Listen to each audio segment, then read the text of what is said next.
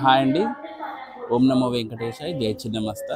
So welcome to my YouTube channel కర్మ విపర్యాస.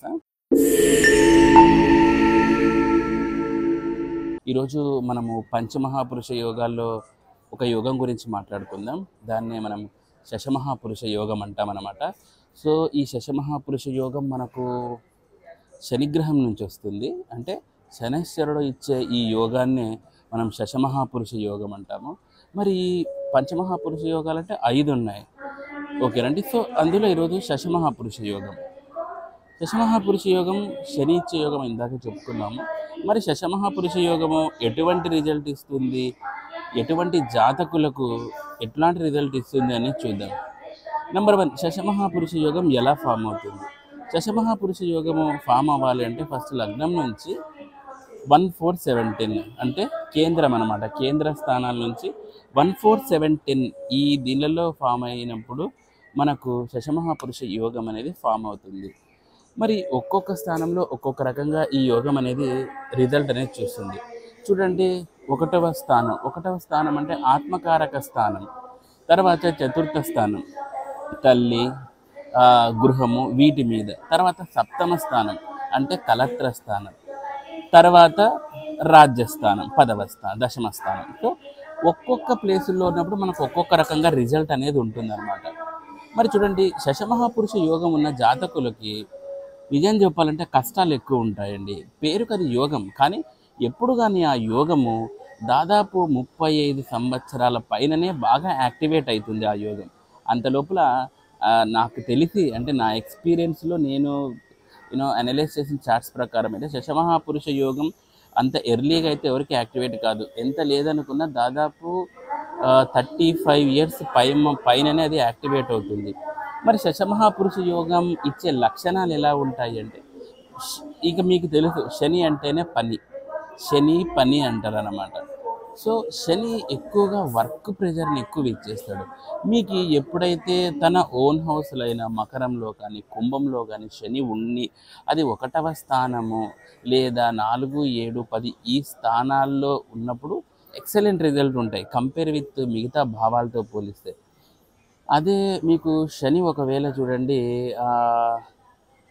For example మకరం వచ్చేసి 7th హౌస్ అయిందనుకోండి, అక్కడ వివాహానికి సంబంధించి అంటే ఆఫ్టర్ 35 ఆ ఇయర్స్లో మీకు కలత్ర స్థానం నుంచి ఎంతో కొంత పాజిటివిటీ రావడము, భార్య చాలా గుణవంతురాలు ఇలాంటివి రావడం అనేది మనకు శశమహాపురుష యోగంలో జరుగుతుంది. చాలామంది యోగం అంటూనే డబ్బు అనుకుంటూ ఉంటారండి. యోగం అంటేనే డబ్బే కాదండి. డబ్బు కాకుండా చాలా రకాలైనటువంటి కూడా ఈ యోగాలకు సంబంధించినవి ఉన్నాయన్నమాట. సో ఇక కలత్ర స్థానం చెప్పాము. ఇక చతుర్థ స్థానం ఒకవేళ శని యొక్క ఓన్ హౌస్లు మకరము కుంభమే కాకుండా సమ్ టైమ్స్ తులారాశి అయినప్పటికి కానీ మనకు శశమహాపురుష యోగం. ఎందుకంటే లగ్నం నుంచి కేంద్రాలు 1, 4, 7, 10 కాకోకుండా ఈవెన్ మనకు శని ఉచ్చ అంటే మనకు తులారాశిలో ఉంటాడు కదండి. సో తులారాశిలో ఉన్నప్పుడు కూడా మనకు సూపర్ రిజల్ట్ అనేది ఇస్తూ ఉంటాడు అనమాట ఈ స్థానాల్లో ఉన్నప్పుడు. చతుర్థ స్థానం అయినప్పుడు ఏం జరుగుతుందంటే ఎక్కువగా మనకు గృహయోగము, ఇది గృహమే కాదు మనకు తల్లి ఇట్లాంటి వాటి విషయాల్లో కానీ మనకు చతుర్థ భావానికి సంబంధించిన పరిపూర్ణ ఫలితాలు అనేది వెరీ అంటే స్ట్రాంగ్ రిజల్ట్ వస్తాయి. కానీ అట్ ది సేమ్ టైం లేట్గా ఉంటాయి. లేట్గా ఇచ్చినా కూడా లేటెస్ట్గా ఇస్తారంటారు కదా. సో అలా ఇస్తాడనమాట శని. సో చతుర్థ స్థానం. ఇక దశమ స్థానాన్ని పరిశీలిస్తే దశమ స్థానం అనేది మనకు జాబ్ రిలేటెడ్ వస్తుంది. అంతేకాకుండా రాజకీయాల్లో ఉన్న కూడా వెరీ ఎక్సలెంట్ రిజల్ట్ ఉంటుందన్నమాట. చాలామంది దశమహాపురుష యోగం ఉన్నోళ్ళు చాలా కష్టపడి పైకి వచ్చి సమ్ టైమ్స్ చూడండి, కొంతమంది పాదయాత్రలు చేస్తారు, కొంతమంది బస్సు యాత్రలు, ఇలా ఏదో ఒక రకంగా ఒక పని క్రియేట్ చేసుకొని వాళ్ళ యోగాన్ని అనేది పొందుతారనమాట. సో ఇంత బెనిఫిషియల్గా ఉంటుంది శశమహాపురుష యోగం అంటే. ఇటువంటి యోగాలు ఉన్న ఈ 4 స్థానాలలో శని ఉన్నప్పుడు మంచి రిజల్ట్ ఉంటుంది. నేను ఇంకొకసారి మళ్ళీ చెప్తున్నాను, అంత ఈజీగా అయితే మీకు మిగతా యోగాల్లో లాగా ఈ యోగము ఎక్సలెంట్గా అయితే ఉండదండి. కేవలం చాలా కష్టపడి మనము పైకి వస్తామన్నమాట. అంతేకాని ఇక్కడ లక్ ఫ్యాక్టర్ అనేది అస్సలే ఉండదు శశమహాపురుష యోగం ఉన్నప్పుడు. సో మీకు కూడా మీ జాతకంలో ఇలాంటి యోగాలు ఏదన్నా ఉన్నాయంటే ఒకసారి చెక్ చేసుకోండి. ఇంకొకటి కొన్నిసార్లు యోగ భంగం కూడా అవుతూ ఉంటుంది. ఈ యోగ భంగం అయినప్పుడు ఏం జరుగుతుంది అంటే శని ఇవ్వాల్సిన ఆ యోగాని పరిపూర్ణంగా ఇవ్వలేకపోతాడు.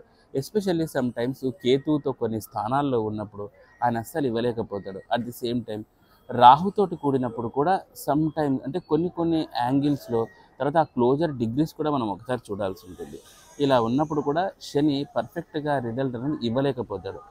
సో కాబట్టి ఆ కంజంక్షన్స్ కూడా చాలా ముఖ్యం. అండ్ శని అస్తంగత్వ, వక్ర, కొన్ని లగ్నాలకు వక్ర, నీచ ఇట్లాంటి దోషాల్ని కూడకోకుండా ఉండనప్పుడు మాత్రమే ఆ యోగాలు హైగా యాక్టివేట్ అవుతాయన్నమాట. లేకపోతే ఆ యోగాలు అసలు యాక్టివేట్ అయ్యే ఛాన్సెస్ చాలా తక్కువ ఉంటాయి. పైగా శని కాబట్టి అది కొంచెం కష్టతరం అవుతుంది.